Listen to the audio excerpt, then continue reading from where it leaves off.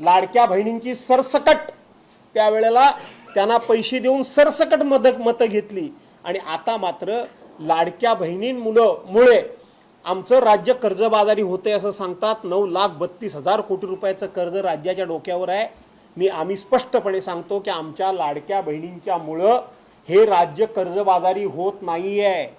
त्यावेळेला 2,53,00,000 महिलांना per month 1,500 रुपये दिले। आता त्यातल्या 57 लाख महिला वेगवेगळी कारणं काढून कमी केलेली आहेत।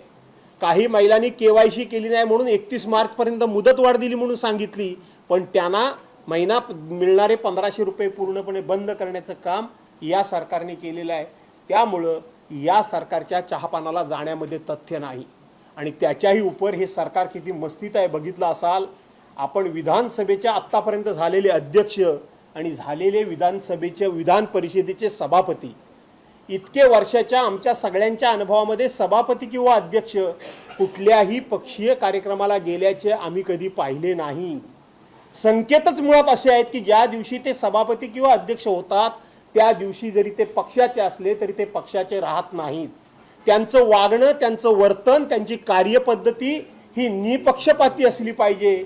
परंतु आताचे विधानसभेचे अध्यक्ष तुम्ही बघितलं असाल, निवडणूक निर्णय अधिकाऱ्याच्या कार्यालयामध्ये जातात, गळ्यामध्ये पक्षाचा पटका टाकतात आणि खुलेआमपणे सांगतात की ह्या समोरच्या बसलेल्या माणसाची सिक्युरिटी काढून घ्या।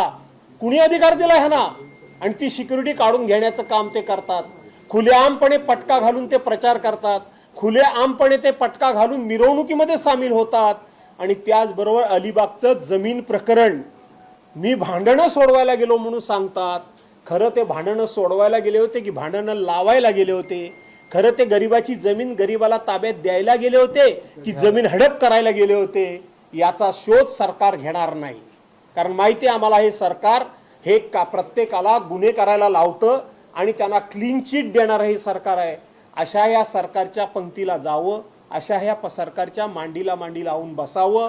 जे सरकार घटना मानत नाही, जे सरकार संविधान मानत नाही, जे सरकार संविधानिक पदाला महत्त्व देत नाही, जे सरकार या लोकशाहीमध्ये विरोधी पक्ष हा संख्येनं मोठा आहे की लहान आहे पण त्याचा मान सन्मान राखला पाहिजे याचं त्यांना भान राहत नाही, अशा लोकांच्या बरोबर जाऊन चहापाणी आम्ही करायचं नाही हा आमचा निर्णय केलेला असल्यामुळं आम्ही संध्याकाळच्या चहापानावर लोकांकरता, जनतेकरता, कामगारांकरता, विद्यार्थ्यांकरता, महिलांकरता, आमच्या